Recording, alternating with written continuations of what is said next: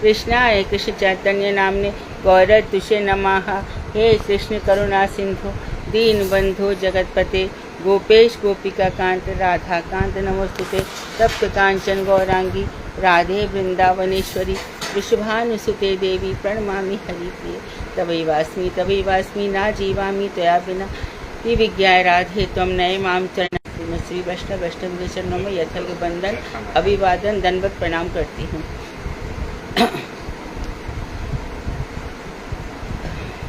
तो आज हमारा कृष्ण सेशन है, ठीक है।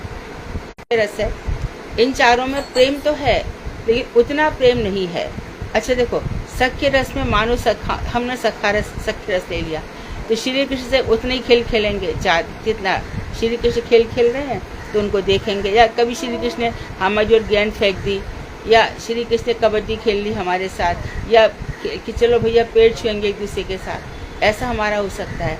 दास रस में भी हम बहुत सारी सेवाएं, हम वृक्ष भी बन सकते हैं और नंदा जी के अनुगत में ही होता है।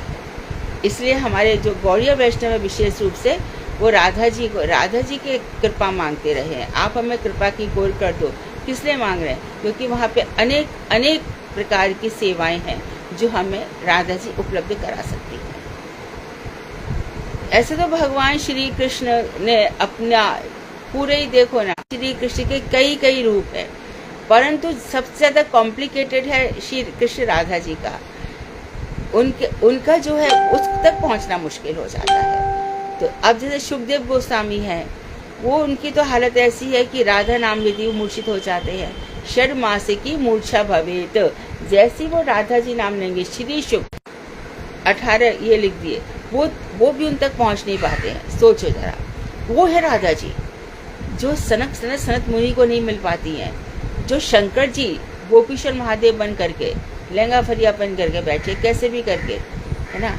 लगता तो है कि गोपियां, एक तरह से दिख रहा है कि गोपियां पढ़ा कि प्रेम होगा, प्रेम के बाद फिर रस होना चाहिए, क्योंकि श्री कृष्ण की असली पहचान क्या है? रस सच्चिदानंद तो है, वो सत्य स्वरूप चित्त स्वरूप आनंद स्वरूप तो है, लेकिन रस स्वरूप है। वो कैसे पता चलेगा? जब हम प्रेम से भी आगे चले जाएंगे। ये जो रस है स्थायी रूप से, यानी कि कभी हिलेगा डुलेगा। और वैसे स्थायी भाव का मतलब क्या है? आ गया तब जाएगा नहीं। अब राधा जी आ गई। अब अच्छा, गौरकिशोर जी के महाराज के उसमें कानुगन मोहिनी राधे, कानु मन मोहिनी राधे राधे, कोथाई गो राधे राधे, उसको हम कल पढ़ेंगे रस विचार।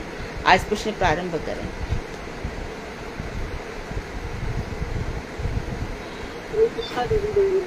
हाँ, पहले सेक्शन के पेपर मतलब क्वेश्चन तैयार किए हैं सुषमा दीदी ने, तो सुषमा दीदी पूछ लेंगी। सेकंड वाले पार्ट के अनुराधा देवीदासी दीदी ने, अब वो क्लास में तो वो पूछ लेंगी, नहीं तो उनकी जगह पे सुषमा दीदी कंटिन्यू करेंगी। तो उनके साथ नाम आप लोग के साथ में दीदी हरे कृष्णा दीदी, ठीक है। तो इसमें से भगवान हंस सनकादि कुमारों से क्या कह रहे हैं? ज्योति जी, हाँ ज्योति जी को उत्तर देने दीजिए। ज्योति आप उत्तर दीजिए, ज्योति दीदी आप उत्तर दीजिए। सत्यवती दीदी रुक जाइए, ज्योति दीदी को देने दीजिए। ज्योति गुप्ता दीदी। हरे कृष्णा दीदी, दंडवत प्रणाम। राधे राधे दीदी। इसमें वो संगादिक भगवान हंस उनको कह रहे हैं कुमारों को, मतलब नहीं रहता है, इसलिए वो मौन हो जाते हैं। जहाँ जहाँ जो कुछ जगत में देखते हैं उसको अवस्तु मानकर त्याग देते हैं। तथा उनकी मृत्यु के समय तक भी भ्रांति नहीं होती। जैसे आम लोग मृत्यु के समय भ्रांत हो जाते हैं, मगर जो भक्त होते हैं उनकी वो ऐसे ही रहते हैं। तात्पर्य यही है कि कृष्ण लीला में प्रविष्ट युक्त वैराग्य की चरम सीमा क्या है तथा सिद्ध स्वरूप में आत्मा का अनुभव प्राप्त करने वाले भक्त क्या क्या करते हैं? अनीता दीदी, अनीता त्यागी दीदी। यदि उठते बैठते समय देह के प्रति दृष्टि नहीं करते, क्योंकि उन भक्तों ने अपने सिद्ध स्वरूप में आत्मा का अनुभव प्राप्त है तो चली जाए। इस प्रकार वे देह के प्रति अनासक्त हो जाते हैं। ज्ञान अभिमानी या अभिमानी सिद्ध जन अर्थात जीवन मुक्त पुरुष सब समय इस प्रकार के भाव में विभोर होते हैं। संसार के संबंध में इसी प्रकार का भाव रहता है।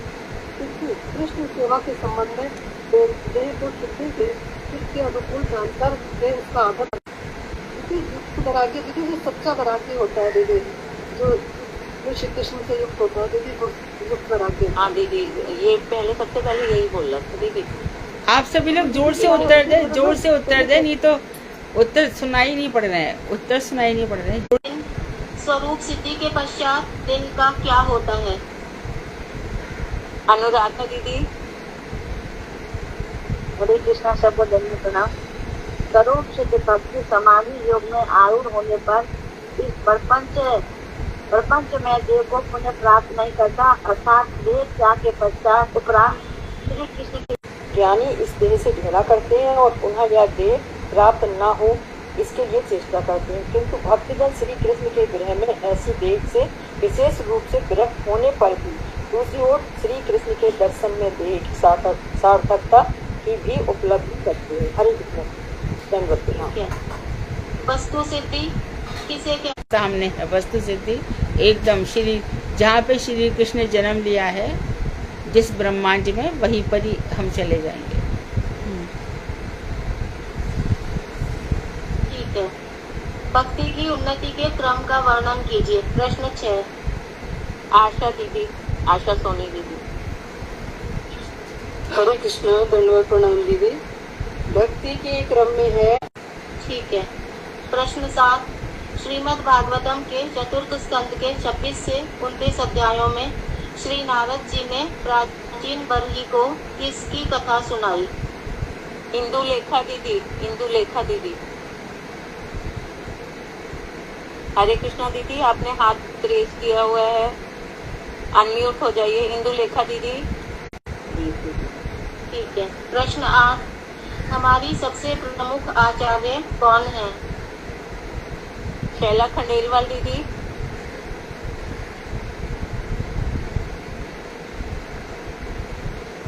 हरे कृष्णा दीदी, शैला दीदी अपना अनम्यूट करिए, आवाज नहीं आ रही है आपकी। ललिता दीदी। हरे कृष्णा दीदी, दंडवत प्रणाम दीदी। हमारी अधिष्ठात्री देवी श्रीमती राधा रानी कृष्ण जी की होती है, लेकिन राधा रानी का भावना ज्यादा होता है श्री कृष्ण जी, और राधा की तरह ही गौरव होने लगती है धीरे धीरे से। हरे कृष्ण, दंडवत प्रणाम दीदी। इसमें ये भी बताया था ना कि वो आलिंगित रहते हैं राधा जी से, इसलिए उनको गौर बनता दिया था। राधा लिंगित विग्रह है। हाँ दीदी। ठीक है दीदी। हाँ ठीक है। और राधा, जब राधा विरह में विरही होते हैं, हमारी भक्ति प्रज्ञा। सुषमा दीदी, आप ही बता दीजिए इसका। श्री कृष्ण उद्धव जी से बता रहे हैं कि गदगद वचनों के सहित जिनका चित्त द्रवित रहता है, जिनको स्वरूप सिद्धि हो जाती है, उनका चित्त द्रवित रहता है, वचन गदगद हो जाते हैं। प्रतिक्षण वो लोग रोदन करते हैं, कभी हंसते हैं, कभी लज्जा रहित होकर उच्च स्वर से गाते हैं, कभी कभी नृत्य करते हैं, और भगवान की भक्ति से युक्त ऐसे पुरुष संसार को पवित्र करते हैं। हरे कृष्णा दीदी, धन्यवाद प्रणाम। ठीक है। वैकुंठ धाम की विशेषताएं बताइए।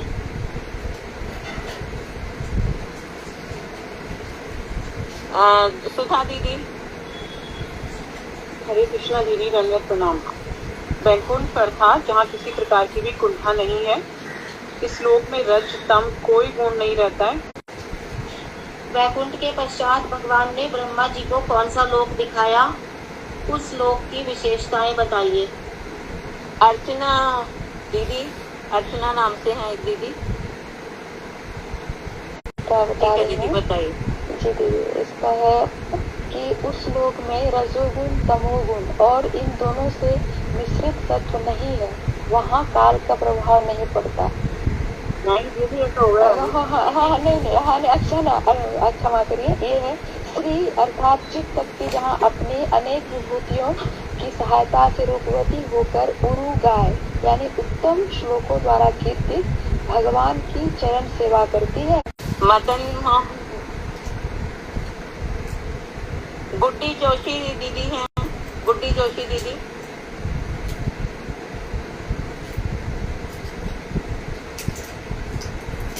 भारती दीदी। हरे कृष्णा दीदी, दंडवत प्रणाम। नहीं, अनुलोम उतना बुरा नहीं है।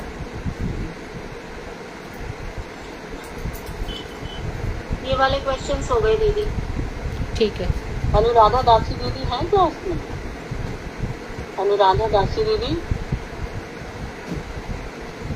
वो कुछ बिजी है। सुषमा दीदी आप ही कंटिन्यू कर दीजिए। आप नहीं है दीदी, नहीं है। वक्तों रक्षक लक्ष्मी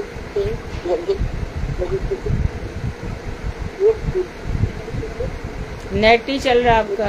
दीदी आपकी आवाज क्लियर नहीं आ रही है। नेट का हरे कृष्णा आई आवाज? जी दीदी अब तो आई है। सात्वत का रेवती दीदी, शालू दीदी। हरे कृष्णा जन्मचना जी बोलो रेवती दीदी। बस हरे कृष्णा जन्मचना बैकुंठ नाथ में सनंद नंद प्रबल हरण आदि पार्षदों के द्वारा। ठीक है। प्रश्न 3, अक्रूर जी श्री कृष्ण और बलराम जी को जब मथुरा ले जा रहे थे तो गोपियों की क्या अवस्था थी? सीमा दीदी। जी के ऊपर स्यमंतक मणि आदि चोरी करने का इल्जाम आदि का वास्तविक कारण क्या था? शिवानी दीदी। हरे कृष्णा दीदी मैं दीदी नेक्स्ट क्वेश्चन में बोलूंगी, हमें यही लग रहा था। इसका आंसर आप बता दो स्वर्णा दीदी। हाँ जी, क्योंकि उन्होंने भगवान श्री कृष्ण की जो ब्रज बालाएं थी, दियाएं थी, उनके चरणों में अपराध किया था। क्या वो 5, महाभाव का क्या लक्षण है? अभी तक किसने जवाब नहीं दिया अपना हाथ खड़ा करो, बाकी सब नीचे कर लो, क्योंकि देने वाले से सबसे ज्यादातर पूछ लिया है। तो अब 6 नंबर बोलोगे। चालू दीदी आप बता दीजिए। थोड़ा आता है तो मैं बोल दूंगी। नहीं दीदी पूरा ही फिर चालू दीदी आप बोलिए। कभी रुकावट नहीं आती। 5वां नंबर है ना दीदी? जी जी। हाँ, नंबर का योग भी और से पूछा है तो वस्तु से गोपियाँ जो है वो हमेशा भगवान कृष्ण के भावों में हमेशा लगी रहती थी। और जैसे उद्धव जी वहाँ पर आए तो उनसे बार बार पूछ रही हैं कि भगवान बताओ, भगवान हमारे बारे में क्या कहते हैं, हमारे बारे में चर्चा करते हैं कि नहीं। और वो उन बातों को भी याद कर रही हैं कि वो समस्त रात्रियाँ जिनमें उन्होंने हमारे साथ कुमुद कुंद चंद्रमा अर्थात सब चीज़ सफ़ेद है, उन सुशोभित रम्य वृंदावन में उन्होंने हमारे साथ समय बिताया था। उनके चरण की नूपुर विशिष्ट ध्वनि से वो रास मंडल सारा गुंजायमान हो गया था। और उस समय रात्रियों में जो सब हुआ, क्या भगवान उसका स्मरण करते हैं? इसी प्रकार के भाव वस्तुसिद्ध भक्तों के विशेष रूप से गोपियों के लक्षण हैं। प्रश्न 8, कुछ भक्तों के नाम बताइए जिन्होंने ब्रज से बाहर रहते हुए भी ब्रज लीला की महिमा का आस्वादन किया है। अनीता दीदी, अनीता त्यागी दीदी। दीदी विष्णु के काम है और आदि भक्तों के चरण कमलों में दीदी ब्रज लीला की महिमा सेवन का आस्वादन किया है।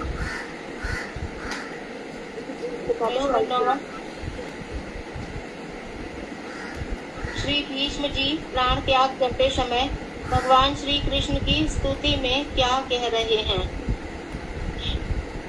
सीमा दीदी। हरे कृष्णा दीदी, दंडवत प्रणाम।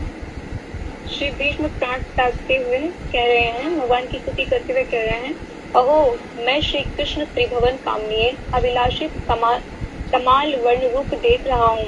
उन्होंने सूर्य किरण के समान पीताम्बर धारण कर रखा है। उनका मुख कमल, अलका बलियां, घुंघराले बाल से अर्पित होकर सुशोभित हो रहा है। अर्जुन के सखा ऐसे श्री कृष्ण मेरे निष्कपट ऐसे एक अर्जुन के सखा में मेरी रति हो। श्री कृष्ण में दीदी। हरे कृष्णा दीदी, दंडवत प्रणाम। प्रश्न 10, श्री भीष्म जी अपने आप को परम सौभाग्यवान क्यों कह रहे हैं? निशा दीदी। हरे कृष्णा। विष्णु पितामह श्री कृष्ण की स्तुति करते हुए कह रहे हैं कि जिनको जो कि मुनियों में और बड़े बड़े राजाओं में भी सुशोभित श्री युधिष्ठिर की राजसभा में पूजे गए हैं, जिनकी पूजा अर्चना वो मुनि भी करते हैं, सभी मुनि भी करते हैं, और जो सभी आत्माओं के भी आत्मा है, वो मृत्यु के समय मेरे समक्ष है, मेरे सामने खड़े हुए हैं। इससे बढ़कर मेरा और क्या भाग्य हो सकता है, इससे वो अपने आप को भाग्यशाली देंगे। प्रश्न 11। किसका परित्याग करके श्री भीष्म जी ने श्री कृष्ण के अंश परमात्मा तत्व को जान लिया? विनीता त्यागी दीदी। एक ही सूर्य भिन्न भिन्न घड़ों में स्थित जल में जिस प्रकार पृथक पृथक सूर्य के रूप में दिखाई देता है, उसी प्रकार प्रत्येक शरीरधारियों के हृदय में जिस एक ही परमात्मा का मन कल्पित पृथक पृथक तत्व के रूप में द्वैत भ्रम होता है, उस भेद मोह का परित्याग करके भीष्म पितामह ने श्री कृष्ण अंश के रूप में जान गए थे। आज सपना खंडेलवाल दीदी क्लास में नहीं है, एक भी प्रश्न नहीं पूछा तुमने उनसे। हरे कृष्णा, धन्यवाद प्रणाम। दीदी अभी शायद ज्वाइन किया दीदी ने। हाँ, ऐसा लगता है। नहीं, अभी मैं फेसबुक पे थी, वो फेसबुक पे डिस्कनेक्ट हो रहा था तो मैं आ गई। हरे कृष्णा। वही मैं कह रही हूँ ना, यहाँ नहीं थे। सॉरी, अभी डिस्कनेक्ट हो नहीं गया नहीं दीदी, गलती मेरे से भी हो सकती है, मैंने देखा था।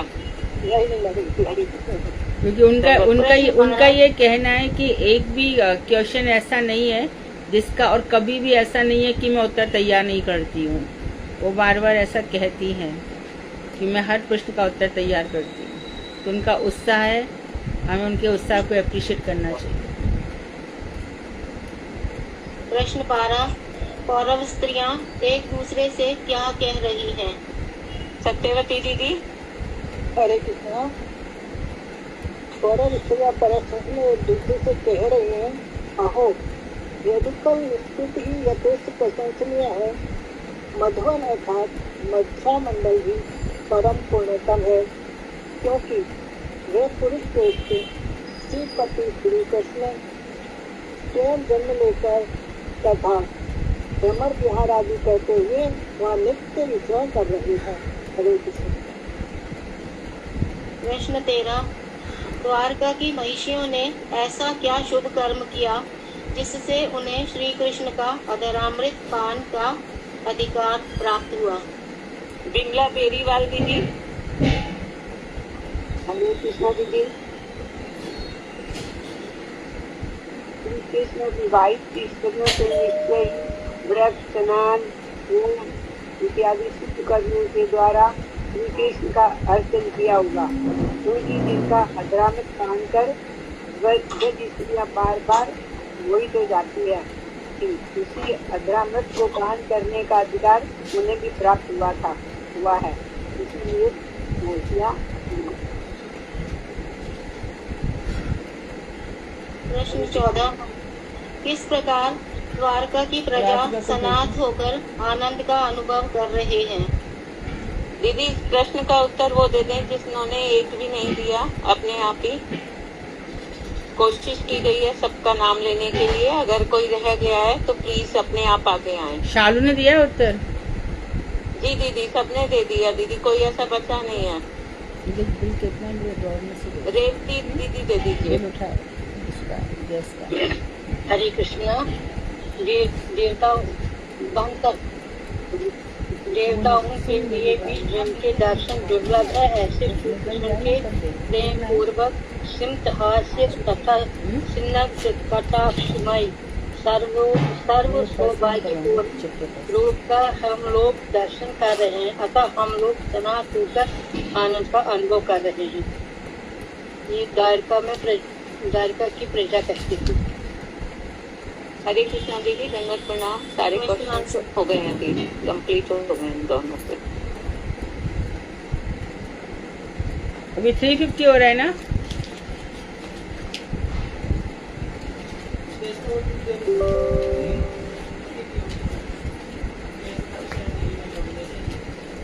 ठीक भी आएगा। वो फेसबुक पे बहुत डिस्कनेक्ट भी हो रहा था, बार बार डिस्टर्ब भी हो रहा था। हाँ, अभी आ रहा है। तो अभी तो देखा है मैंने, अभी देखी क्या तो स्क्रीन ही चला गया।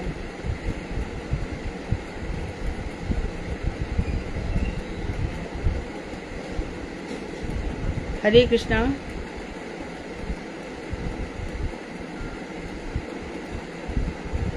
गाड़ी को जरा देखना ही क्या हुआ।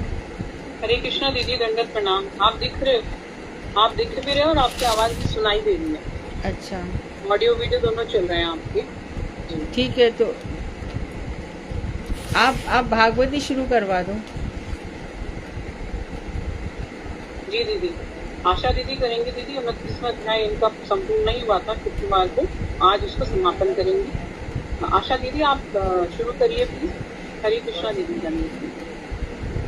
हरे कृष्णा, दंडवत प्रणाम। ओम ज्ञानतिमिरन्धस्य ज्ञानाञ्जनशलाकया चक्षुरुन्मीलितं येन तस्मै श्रीगुरुवे नमः। नमो विष्णुपादाय श्रीमाधवप्रियाय च भक्तिप्रसाद विष्णवे श्रीमते यते नमः।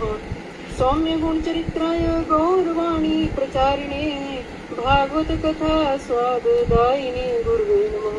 मनोज्ञाय कृतज्ञाय धर्म शास्त्र संविदे श्री राधा श्री गोविंद प्राणाय प्रभुवे नमः। नारायणं नमस्कृतं नरं चैव नरोत्तमं देवीं सरस्वती व्यासं ततो जयमुदीरयेत्।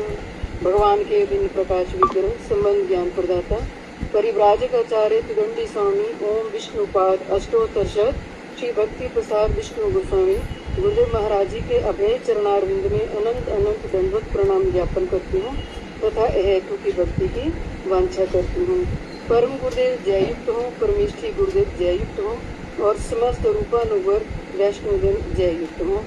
और हमारी शिक्षा गुरु डॉक्टर मधु खंडेलवाल भागवत आचार्य जी के अभय चरणारविंद में मैं अनंत अनंत कोटि दंडवत प्रणाम ज्ञापन करती हूँ और आशा करती हूँ कि हमारा इस भागवत कथा में हमेशा ही मार्गदर्शन करते हैं। तो ये विषय बहुत महत्वपूर्ण है, पुरंजन और पुरंजन का उपाख्यान। तो इस विषय में भी दीदी हमारा मार्गदर्शन करेंगे। आज आप पुरंजन का तात्पर्य पढ़ रहे हो या अगला अध्याय पढ़ रही हैं? हाँ जी दीदी, 29वें अध्याय का पुरंजन उपाख्यान का सार तत्व। ठीक है जी। तो थोड़ा सा हमने शुक्रवार की क्लास में सुन लिया था। आगे देवर्षि नारद जी कहते हैं कि राजन, यह देह जो है, ये शरीर है, ये रथ है। इंद्रियां रथ के घोड़े हैं। पाप और पुण्य दो रथ के पहिए हैं। 3 गुण सत्व रज और तम इनकी ध्वजा है। 5 प्राण यानी इसकी 5 रस्सियां हैं और मन ही लगाम है और बुद्धि सारथी है। हृदय ही रथी के बैठने का स्थान है। सुख दुख शोक मोह द्वंद ही इस जुए के स्थान है। 7 धातुएं रथ के साथ आवरण यानी पर्दे हैं। 11 इंद्रियां उस जीव की सेना है। उनमें से 5 ज्ञानेंद्रियों के द्वारा वह जीव इंद्रियों के विषयों का सेवन करता है। वह जीव यानी पुरंजन इस रथ में चढ़ करके मृग तृष्णा रूपी शिकार के लिए झूठे विषय भोगों के पीछे दौड़ता रहता है। और चंड वेग नामक काल जो है वो संवत्सर है। इस कथा में काल के दिन ही गंधर्व एवं रात्रियां गंधर्वियां हैं। ये 360 दिन और रात्रियां बारी बारी से चक्कर लगाते हुए देहधारी प्राणियों की आयु का हरण करते रहते हैं। काल कन्या को वृद्धावस्था भी कहा गया है। कोई भी मनुष्य वृद्धावस्था यानी जरा को स्वीकार नहीं करना चाहता, क्योंकि वृद्धावस्था आने पर इंद्रियों की शक्तियां क्षीण हो जाती हैं और मृत्यु रूपी यवनेश्वर प्राणी का संहार करने के लिए जरा को अपनी बहन के रूप में स्वीकार करता है। देह अभिमानी जीव बहुत प्रकार के कष्ट वृद्धावस्था में प्राप्त करता है। तो समझो, पहले सेना के रूप में आदि व्याधि यानी मानसिक रोग, शारीरिक कष्ट, बुखार इत्यादि विकार आ जाते हैं।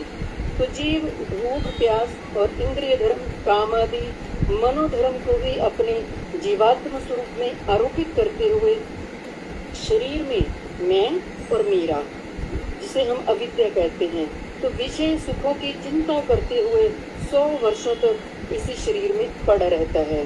जीव स्वरूपतः है तो स्वयं प्रकाशित स्वभाव वाला, परंतु प्रकृति के गुणों में अत्यंत आसक्त रहता हुआ गुण अभिवृद्धि के कारण वह देह आदि के अधीन होकर पाप और पुण्य कर्म करता हुआ उन कर्मों के अनुसार योनियों को प्राप्त करता है। अज्ञान से ढकी हुई बुद्धि वाला जीव अपने अपने कर्मों और गुणों के अनुसार कभी पुरुष, कभी स्त्री, कभी नपुंसक, कभी देवता, कभी पशु पक्षी आदि योनियां ग्रहण करता है।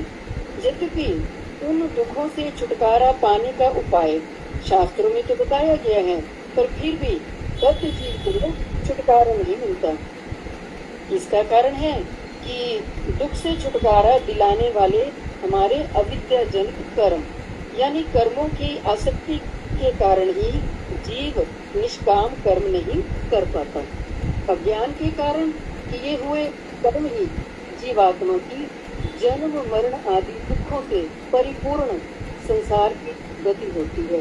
तो एकमात्र भगवान श्री वासुदेव के प्रति परम भक्ति से ही उस अज्ञान का भली भांति विनाश हो सकता है। भगवान श्री वासुदेव ने शरणागति से की गई भक्ति से भगवत ज्ञान और श्री कृष्ण संबंध रहित विषयों से वैराग्य उत्पन्न हो जाता है। हे राजन, जो भगवान श्री अच्युत की कथाओं का आश्रय करने वाले हैं, उसमें भक्ति योग बहुत कम समय में ही आविर्भूत हो जाता है, क्योंकि भगवान के भजन में देश मात्र की वैध नहीं है। भगवान ही सभी जीवों के प्रियतम आत्मा है। जो यह जानता है वह विद्वान है, और जो विद्वान है वही गुरु है, और जो गुरु है वही श्री हरि से अभिन्न है। राजा प्राचीन बरी ने देवर्षि नारद से एक प्रश्न किया कि हे ऋषिवर, मेरा एक संशय है, आप दूर कीजिए कि कर्म मार्ग को लेकर के मैं संशय में हूँ।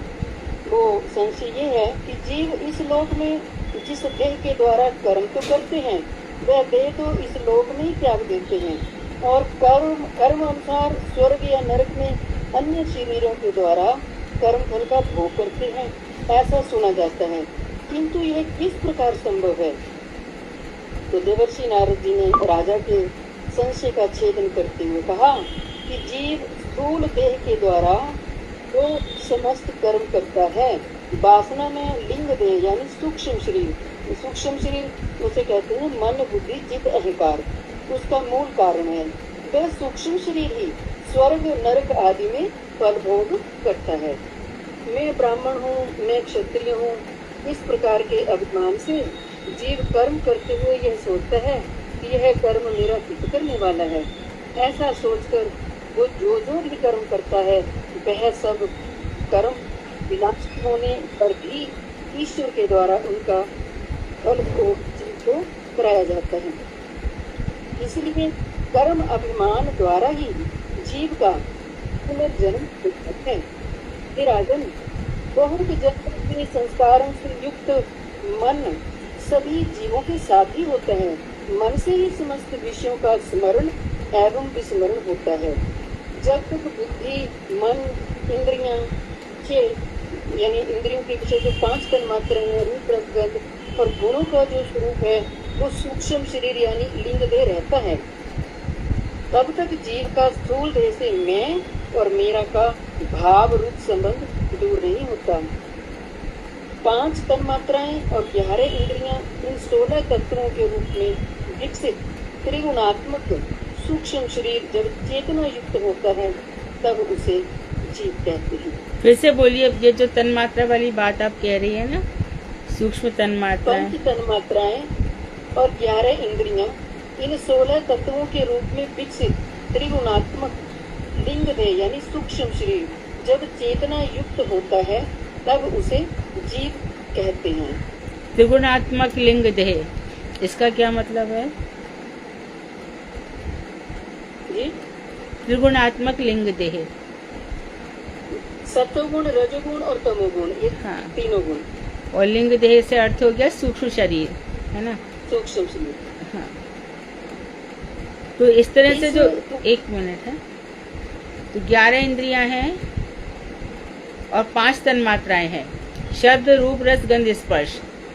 तो जिसमें त्रिगुणात्मक शरीर होता है जिसका, तो जन्म से पहले अपने अपने कर्मों के अनुसार, क्योंकि प्रकृति की साम्यावस्था रहती है, उसमें अपने कर्म के अनुसार सत्वगुणी, तमोगुणी, रजोगुणी होता है और उसके हिसाब से वो जीवन जीता है। कर्मबद्ध शरीर जिसको बोलते हैं, कर्मबद्ध शरीर। तो कर्मबद्ध शरीर का जीवन एक प्रकार से चलता है, पूरा की पूरा माया के अंडर में है। और लेकिन जो कर्म मुक्त है वो धीरे धीरे जीवन मुक्त अवस्था की ओर बढ़ जाता है।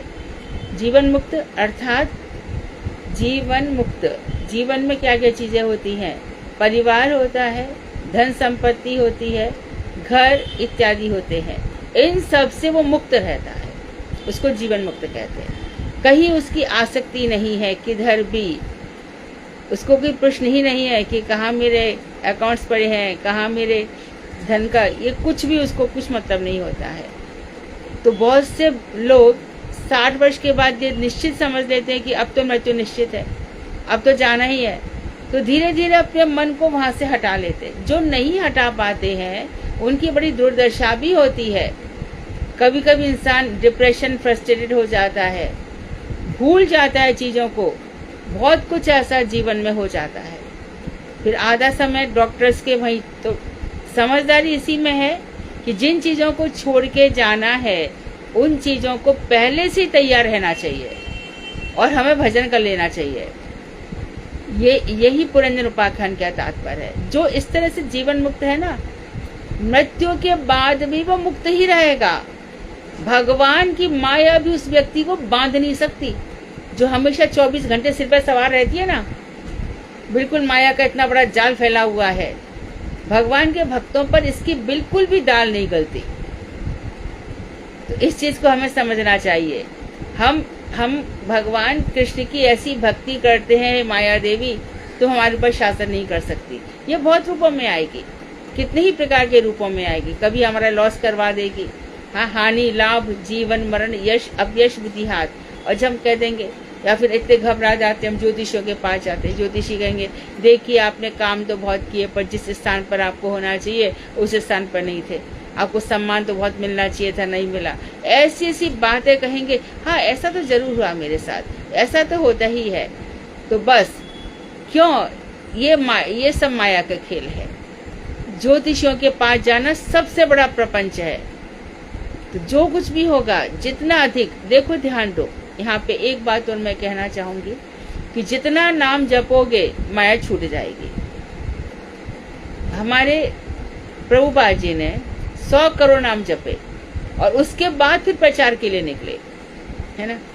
देश में विदेश में कैसे कैसे प्रभुपाद का जो उपदेशामृत है और उनके जितने भी प्रश्न उत्तर है, कैसी कैसी बात उन्होंने बताई है। तो जब हमारी नाम संख्या पूरी होती है तो धीरे धीरे फिर संसार से तो मन हटा, प्रपंच, स्वप्न भी ऐसे आते हैं जब हम किसी देवता से बात कर रहे होते हैं या कोई साधु हमारे जीवन में होता है। ये संसार के लोग हटे जाते हैं। स्वप्न आएगा तो उसमें या तो स्वप्न आएगा ही नहीं, और आएगा भी तो जैसे कि भक्तिविनोद ठाकुर के स्वप्न में स्वरूप दामोदर आदि सब। तो कौन लोग हैं जो जीवन मुक्त है, जीते जी। तो हमें जीवन मुक्त अवस्था के लिए परमहंस अवस्था में आना चाहिए। परमहंस साधु कैसा होता है, सार सार को गहरे थोता दे उड़ा है। तो सार वस्तु उनको ग्रहण कर लेना चाहिए, फालतू की बातें जीवन से निकाल देनी चाहिए। कभी कभी बहुत सी ऐसी बातें जो चुभती सी लगती कि इसने हमें ऐसी बातें नहीं कहना चाहिए, और हम उसी में कितना डूबे रहते हैं। ये समझो कि प्रकृति हमारे ऊपर नाचना चाह रही है, प्रकृति नाचना चाह रही है। मन को खराब लगेंगी चीजें, ये मन ही ऐसा बनाया है। एक व्यक्ति है, बहुत, उनका कहना है कोई मेरा सम्मान करे मुझे असर नहीं होता, लेकिन कोई मेरा अपमान करे वो मैं नहीं सह पाता। तो भगवान ने कहा कि तुल्य निंदा स्तुति मान अपमान दोनों में समान रहे, निंदा स्तुति दोनों में समान रहे।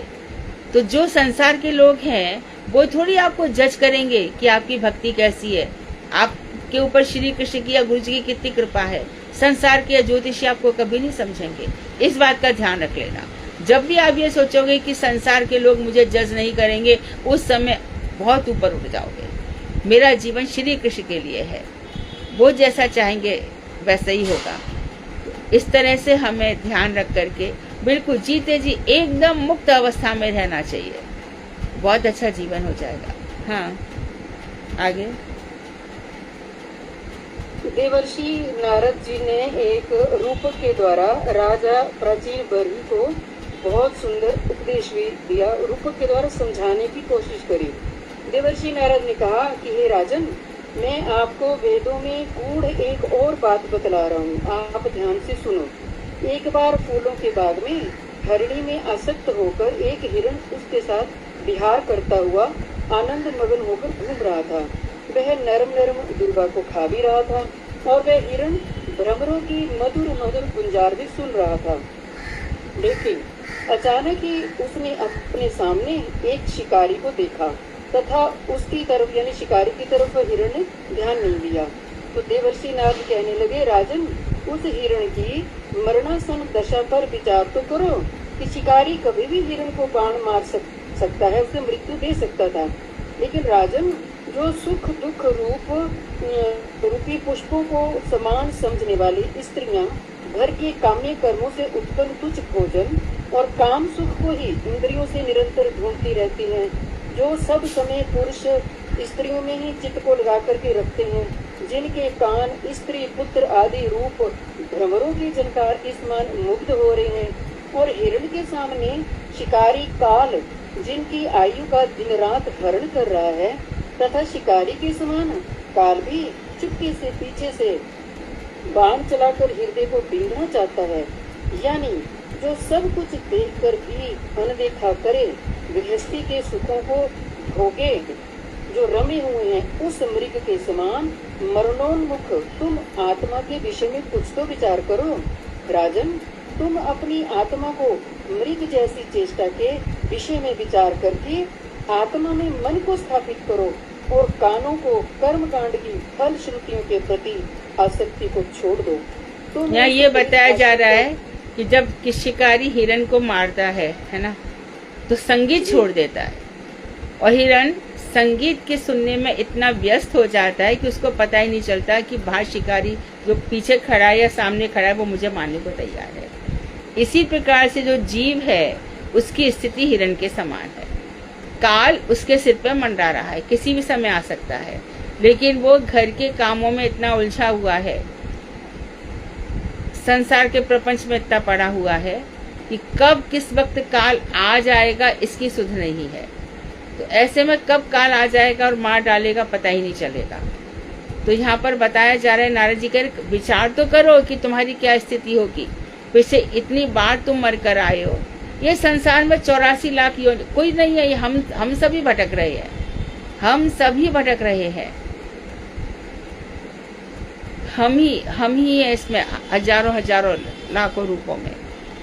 तो इसका विचार करो। तो कर्मों में आसक्ति मत रखो, कर्मों से हट जाओ, इस सब चीजों को भजन में ही लगा दो।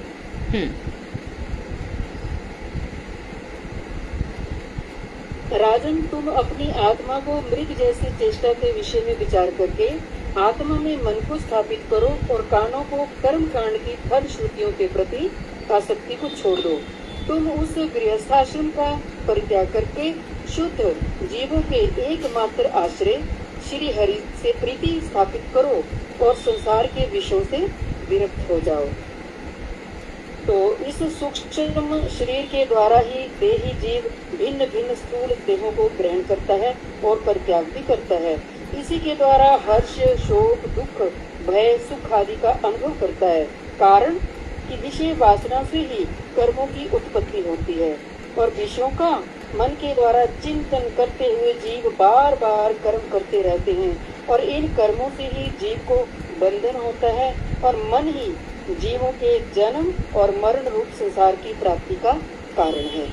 श्री भगवान से ही इस जगत की सृष्टि, स्थिति एवं प्रलय होती है। इसलिए इस जगत को भगवान के अधीन रूप में देखो और अविद्या मैं और मेरा दूर करने के लिए सर्व अंतःकरण से भगवान श्री हरि का भजन करो।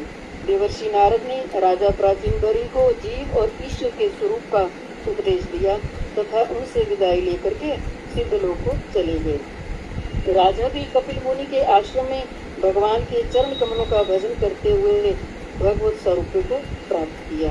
वास्तव में देवर्षि नारद द्वारा कथा के छल से आत्म तत्व का बहुत ही सुंदर वर्णन किया गया है। हमें अगर सूक्ष्म देश से स्वयं का उद्धार करना है तो इस कथा को यानी उपाख्यान को हमें बार बार पढ़ना व सुनना होगा, तभी हमारी कर्मों की आसक्ति तथा मैं और मेरा की निवृत्ति होगी।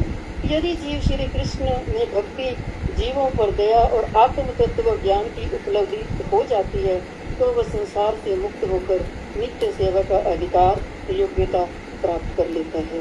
वांछा कल्पतरुभ्यश्च कृपा सिंधुभ्येव च पतिता नाम पावनेभ्यो वैष्णवेभ्यो नमो नमः। हरे कृष्ण जी, दंडवत प्रणाम। हरे कृष्ण। तो अच्छा प्रयास रहा आपका, प्रशंसनीय है। तो कर्म के उलझनों में ना पड़ करके हमें भजन कर लेना चाहिए। ठीक है। कीर्तन। हरे कृष्ण देवी, दंडवत प्रणाम। हरे कृष्ण दीदी, प्रणाम। धन्यवाद। मैं इसमें आज के तात्पर्य में अभी लास्ट में दीदी ने बताया, आशा दीदी ने, या शायद मैंने गलत सुना, तो वो मुझे थोड़ा क्लियर करना था कि आत्मा को मन में लगाया, क्या मन को आत्मा में लगाया? हाँ, ये लाइन जो थी, तो मन को आत्मा में लगाना चाहिए, ऐसा होना चाहिए कि मन को, यानी कि मन को भूल जाओ, आत्मा का चिंतन करो, क्योंकि ये मन है ना। हाँ, यहाँ आत्मा का अर्थ अपनी आत्मा नहीं है, मन को, आत्मा का अर्थ कहीं कहीं परमात्मा के लिए भी आत्मा आता है। तो आत्मा का अर्थ परमात्मा है, मन को परमात्मा में लगाओ। हाँ जी। अच्छा, अच्छी बात है, अच्छी बात है, आपने इतने ध्यान से सुना, मैं खुश हूँ। कौन है आप? राधे राधे। दीदी प्रभु जी दीदी, आज राधा रमन लाल जी का प्रकट उत्सव है। जिसने मन वाला प्रश्न पूछा वो कौन है? दीदी मैंने पूछा था, भारती। हाँ ठीक है, मैंने उषा बोली। हाँ ठीक है। हाँ, राधा रमन जी का प्राकट्य कौन सुना रहा है आज? राधा रमन जी का प्राकट्य है किसी के पास? राधा रमन जी का भजन तो सुनाओ।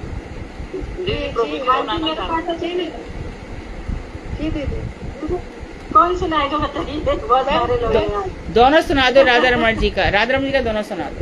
दीदी मैं बहुत ठीक है दीदी, मैं एक प्रयास करती हूँ। ठीक है, दंडवत प्रणाम दीदी। हरे कृष्ण। सभी को दंडवत प्रणाम। कभी भूलना, कभी भूलना, कभी भूलना, कभी भूलना, कभी भूलना याद तुम्हारी रटूं, तेरा नाम मैं सांझ सवेरे, राधा रमण मेरे, राधा रमण मेरे, राधा रमण मेरे, राधा रमण मेरे। सिर मोर मुकुट कानन कुंडल, सिर मोर मुकुट कानन कुंडल, दो चंचल नैन कटारे। जोर से गाओ। सिर मोर मुकुट कानन कुंडल, दो चंचल नैन कटारे, मुख कमल पे मोरे बने केश, लहराए कारे कारे, हो जाओ प्रकट मम हृदय में, हो जाओ प्रकट मम हृदय में, करो दिल के दूर अंधेरे, राधा रमण मेरे, राधा रमण मेरे। अपने आंचल की छाया में, अपने आंचल की छाया में, करुणामय मुझे छुपा लो अपने आंचल की छाया में, करुणा में मुझे छुपा लो। मैं जन्म जन्म से भटकी हूँ, मैं जन्म जन्म से भटकी हूँ, नाथ मुझे अपना लो। प्राणेश रमण तुम संग मेरे, प्राणेश रमण तुम संग मेरे, है जन्म जन्म के तेरे। राधा रमण मेरे, राधा रमण मेरे, राधा रमण मेरे, राधा रमण मेरे। गले सोह रही मोतियन माला, गले सोह रही मोतियन माला, अधरों पर मुरली सजाए। गले सोह रही मोतियन माला, अधरों पर मुरली सजाए। कर घायल टेढ़ी चितवन से, मुस्कान से नैन चुराए। कर घायल टेढ़ी चितवन से, मुस्कान से नैन चुराए। ओ भक्तों के सरताज किंतु, ओ भक्तों के सरताज किंतु, राधा रानी के चेहरे। राधा रमण मेरे, राधा रमण मेरे, राधा रमण मेरे, राधा रमण मेरे। कभी भूलू ना, कभी भूलू ना, कभी भूलू ना याद तुम्हारी रटूं, तेरा नाम मैं सांझ सवेरे। राधा रमण मेरे, राधा रमण मेरे। दंडवत प्रणाम दीदी, सभी को यथायोग दंडवत प्रणाम। कौन गा रहा था? दीदी एक मैं बोलूं? मैं बोलूँगा दीदी, ईना इना गा रही थी। दीदी हाँ। उषा दीदी, मैं उषा बोल रही हूँ, मैं बोलूं दीदी?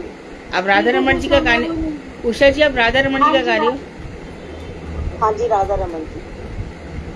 नूतन बेरी की दीदी के प्रभु जी भी गाने वाले हैं दीदी, उनकी भी इच्छा हो रही है गाने की। अच्छा, बोलो। कल से कह रहे थे, मैं जानता हूँ आज। तो आज उषा जी आप कल गाओगे? आज बोलूंगी दीदी, राधा रमन जी का दिन है ना आज। उनको गाने दीजिए उषा दीदी, आप तो अक्सर गाती रहती हैं, वो तो गाते नहीं है, उन्होंने शायद अभी तक एक ही बार गाया। रोज दिन राधा रमन जी के ही है, सारे दिन उन्हीं के ही है। चलो कोई बात नहीं। हाँ, तो नूतन दीदी आप बोलिए प्रभु जी को प्लीज।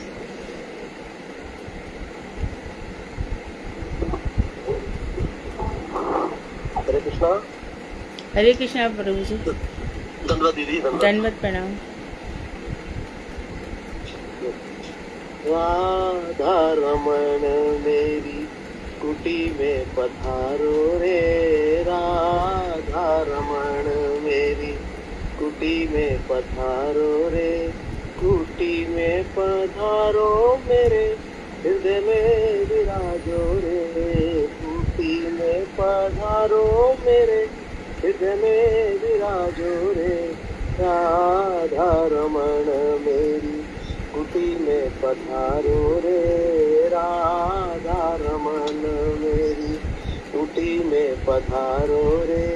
कब से पुकारूं खड़ी, कानों ना आवाज पड़ी, कब से पुकारूं खड़ी, कानों ना आवाज पड़ी। ऐसी निठुराई प्यारे हमें ना दिखाओ रे, ऐसी निठुराई प्यारे हमें ना दिखाओ रे। राधा रमण मेरी कुटी में पधारो रे, राधा रमण में कुटी में पधारो रे।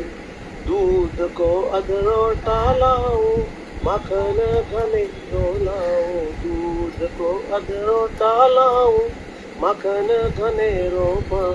मीठी मुझकी बोली प्यारे बोल के सुनाओ रे मीठी मीठी बोली प्यारे, बोल के सुनाओ रे राधा रमन मेरी कुटी में पधारो रे राधा रमन मेरी कुटी में पधारो रे।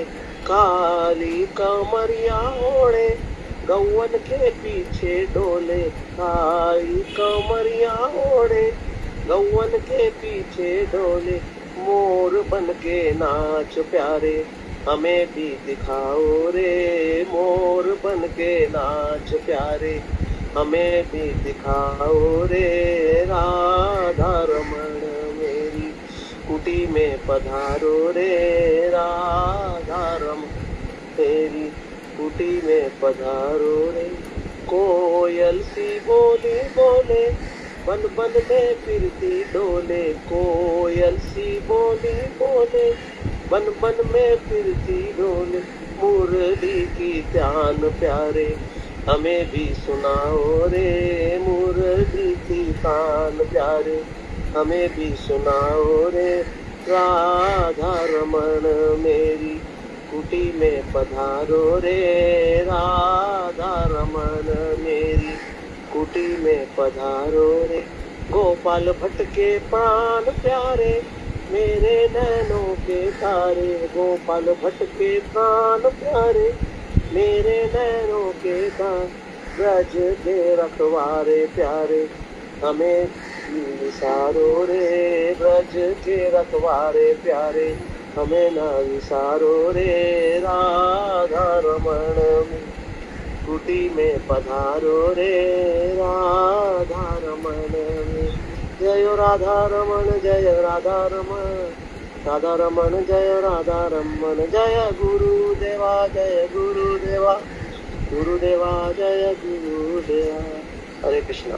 बहुत धन्यवाद दीदी, बहुत सुंदर। धन्यवाद जी। तो कल उषा जी और भारती ठीक है, नहीं तो कल सुना सकते हैं। हाँ कल सुनाओ, आप पूरे हफ्ते सुना सकते हो। कल मेरी प्रभु ने सुना दिया, मैंने सुना दिया एक ही बात, हम इकट्ठे ही गाते थे। उषा जी और भारती जी कल सुनाएंगे, और जो और कह रहे हैं वो लोग ऐसे सुधा जो कह रहे हैं उनको कंटिन्यू कर देना स्पीक। ठीक है, ये लोग दोनों कल सुना देंगे दीदी। आज जैसे कि 4:30 हो गए, आपकी दूसरी क्लास की अपनी। ठीक। वांछा कल्पतरु वैश्य कृपा सिंधु वेवचा पतितानां पावनेभ्यो वैष्णवेभ्यो नमः। हरे कृष्ण जी, दंडवत प्रणाम। दंडवत हरे कृष्ण। हरे प्रणाम, सभी का प्रणाम। हरे कृष्णा। हरे प्रणाम। हरे कृष्ण प्रणाम दीदी। दंडवत हरे कृष्णा।